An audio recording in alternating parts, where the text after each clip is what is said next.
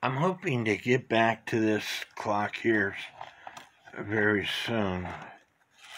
It's a triple plate clock, but it's still got some issues with it.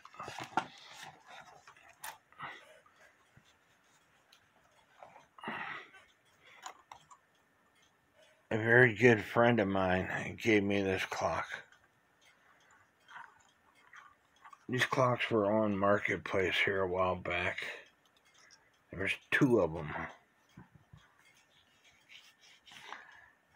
And I thought they were just like cardboard cutouts. I thought they were toys. I didn't realize they were actually clocks. A friend of mine gave me one.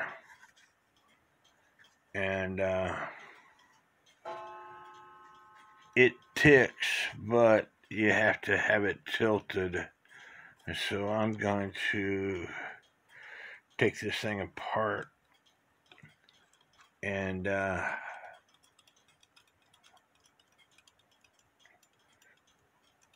fix it so it don't have to be tilted. So first thing I need to do is take the hands off.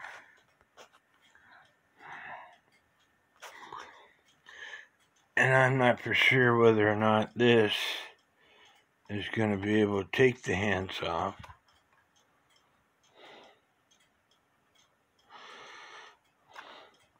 It's not really made for this type of system.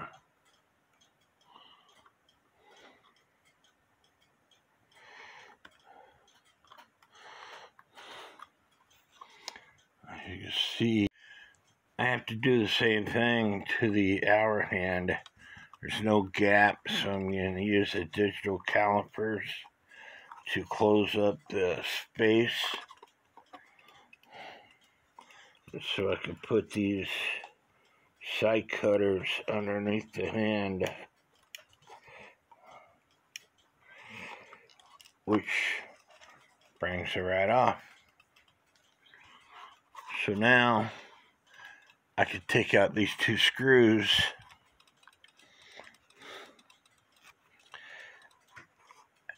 and the movement should come out through the bottom, I'm hoping, at least. I could be wrong on that. I might have to unglue this thing, pop it off somehow. But we're going to find out real quick. This is made by Linden in West Germany. And like I said, a friend of mine gave me this clock. She told me that because we're good friends, she could see me leaning up against the post, and with me having this clock, I could see her leaning up against the post.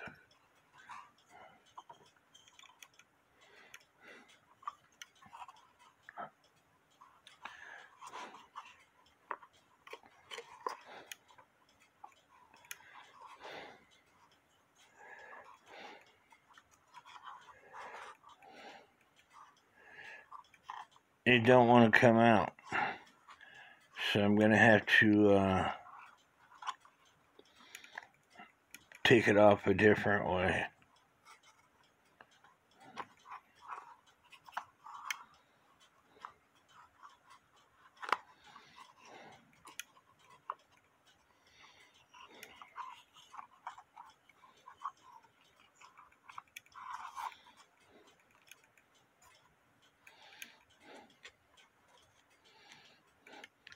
Maybe if I take the screws all the way out.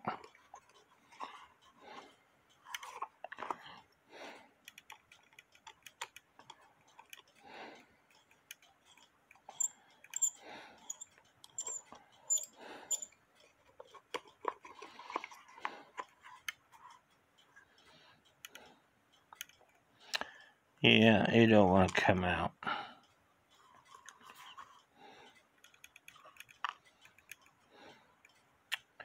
I think I could pop the back off. It needs glued anyway.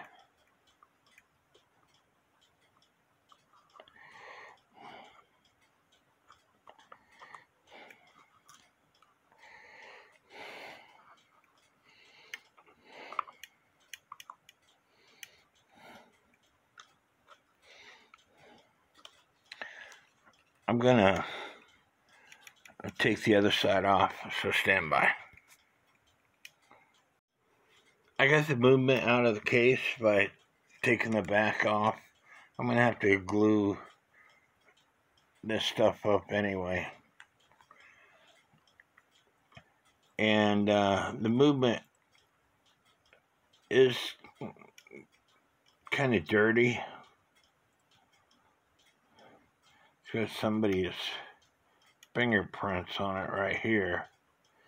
But it's kind of dirty, and I'm not going to take this movement apart because the way you take this apart, you would have to bend these little tabs to take the back plate off, and I'm not going to do it because this is metal. You bend it, and unbend it, and you bend it, unbend it, it's going to break. And so there's not a lot to these movements. All I'm going to do is I'm going to let it tick away so the spring comes undone. And then I'm going to put this movement in my ultrasonic cleaner without taking it apart. It is made by Joh Kienzle. No jewels adjusted.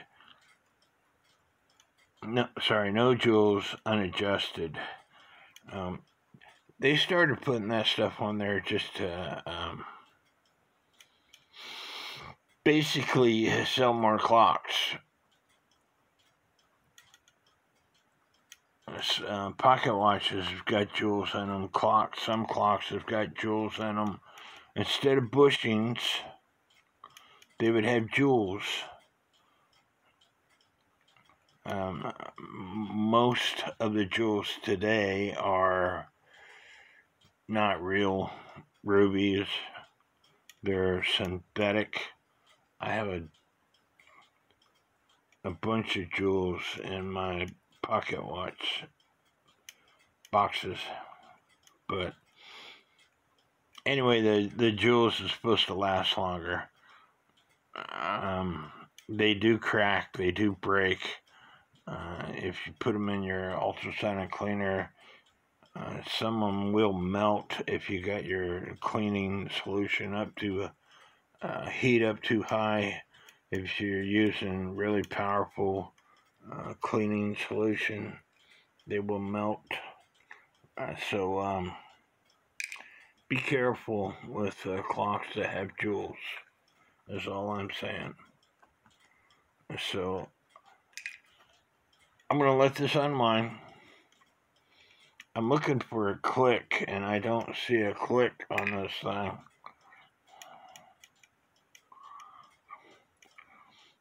I could take the burge and crutch assembly out, and that will make it unwind faster.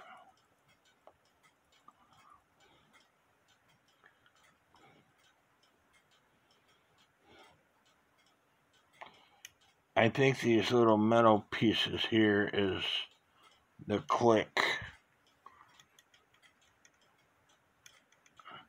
I'm not for sure.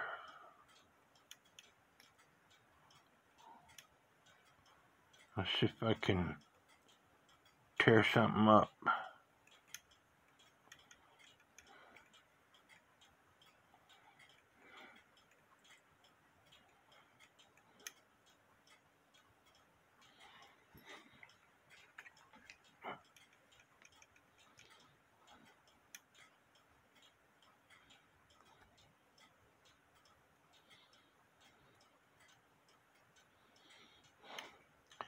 when I wind on this,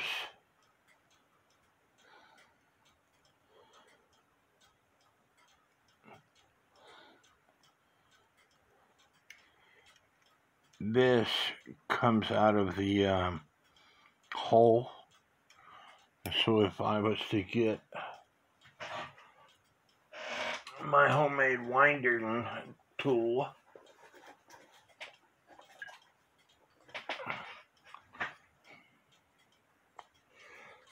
that might be too loose. Put some pressure on it. And then move this out of the way.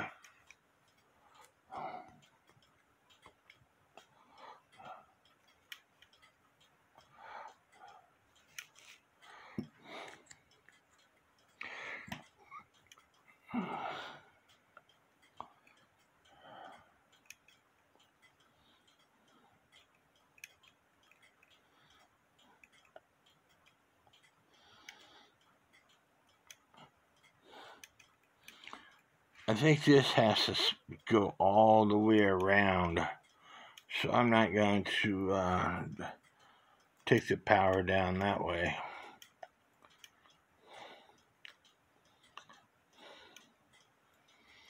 I'm going to take the verge assembly out.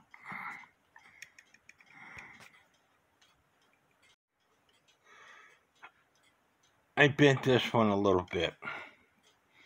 I got the verge and crutch assembly out.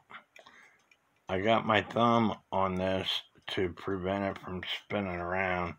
And now I'm going to show you when I let go of my thumb, it's going to spin.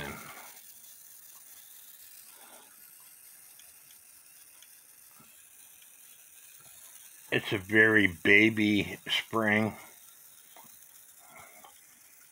I'm sure it's a 30-hour clock.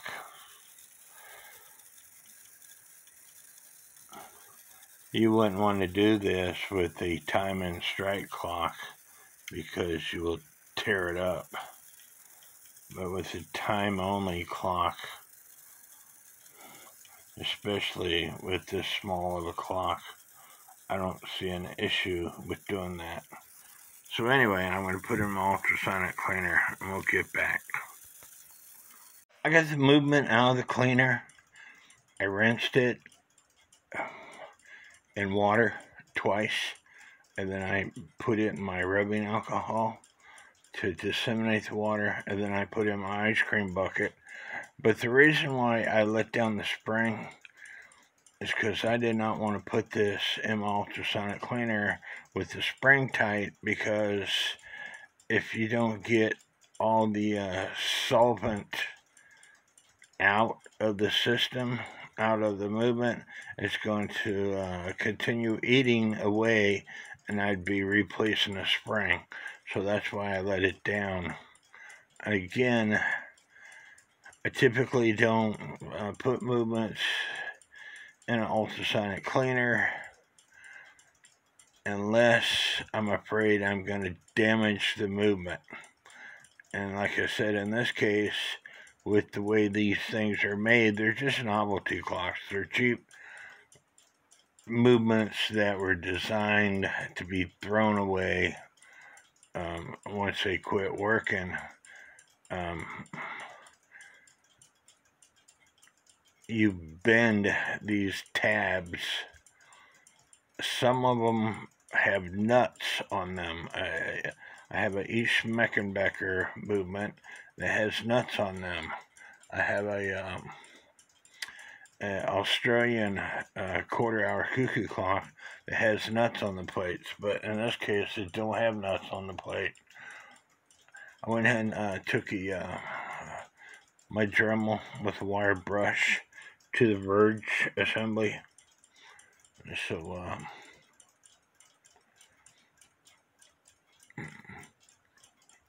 putting this thing back on.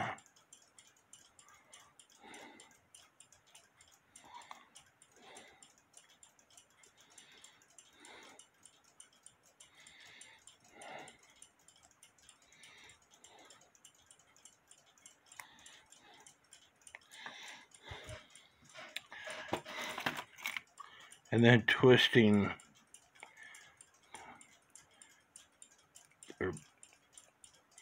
this tab right here so it doesn't come out.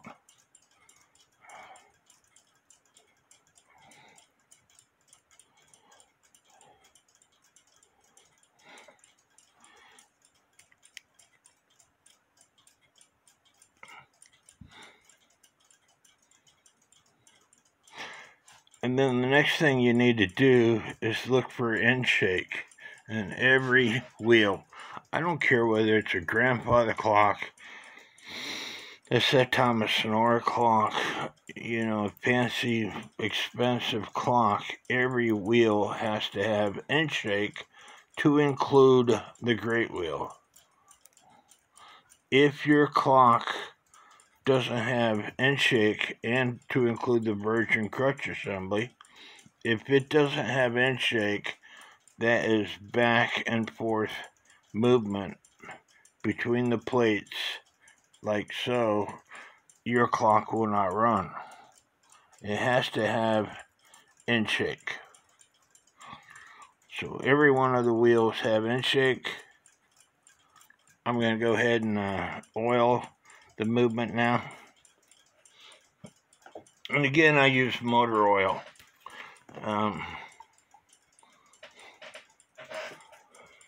One of my friends was using clock oil. I used to use clock oil. And then somebody told me about using motor oil. As long as it's a 0. A quart will last you a lifetime. But anyway, somebody was telling me that they were using clock oil. Not for sure where they bought it, but they said that their clocks would only run for about a month, and then they had to re-oil them. So with that said, they switched to motor oil, and their clocks are running longer.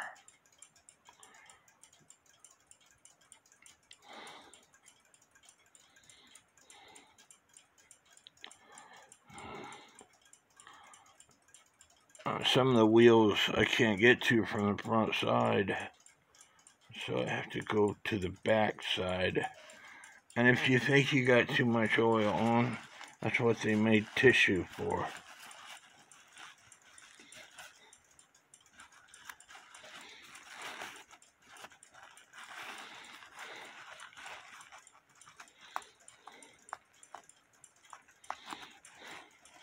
And don't forget to oil the verge assembly. You oil one side, the escapement and the entry pallets, and once you wind it up,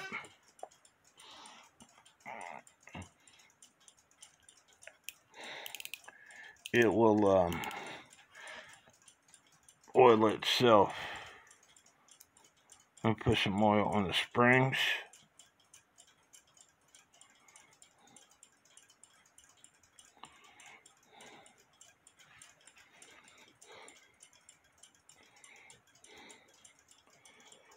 This is a novelty clock, but it's a clock that a friend gave me, and I would like to make sure this clock stays running for a very long time. So I'm reminded of my friend.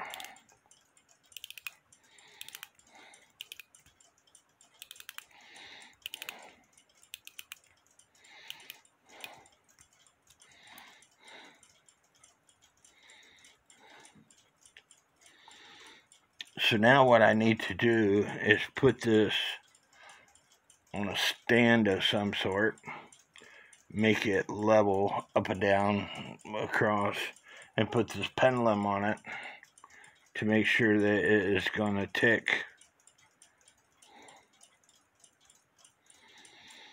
Because like I said before, it was ticking, but you had to tilt the the clock.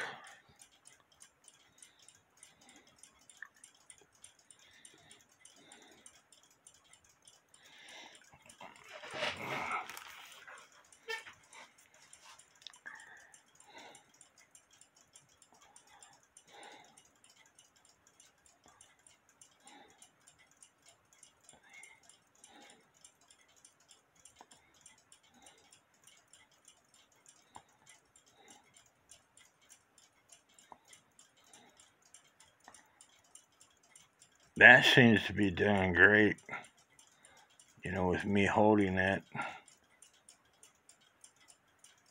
It's level that way.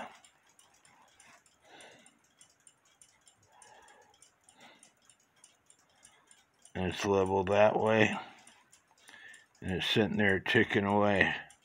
I think what it needed was the cobwebs dusted out and a fresh coat of oil. But it's doing great.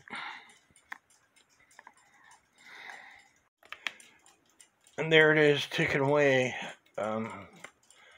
Before I nail the back side back, I wanted to make sure it was ticking. There we go. It's ticking away. It is glued back together as well as I could put it back together. And I'm happy with it. Tell me what y'all think. Give me a thumbs up. Leave me some comments. It'll get wound up. You know, the thing about 30-hour clocks is winding them up every day with the key. Weight-driven clocks, they're easy to wind up. You just grab hold of the chains and pull them down. But with a key driven clocks, a lot of the novelty clocks, they take different size keys.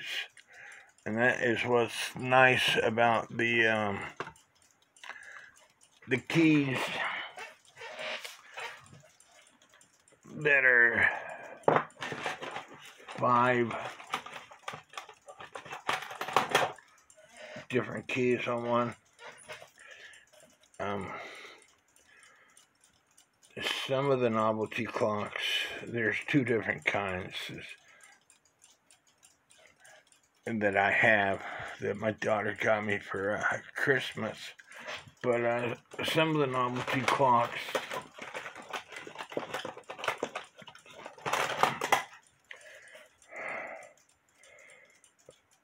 this has got 3, 5, 7, 9, 11. These are 2, 4, 6, 8, 10. But some of the novelty clocks take a smaller key than what I believe the 2 is the smallest hole. But some of the novelty clocks take a smaller key. And that's what's nice about this type of key. Is if this is the only key that you have and it doesn't fit your novelty clock, because it has a slot down the middle, you squeeze this and make it tighter, if that's what you have to do. But anyway, I hope y'all like this video. It's ticking away. Now I can thank my friend.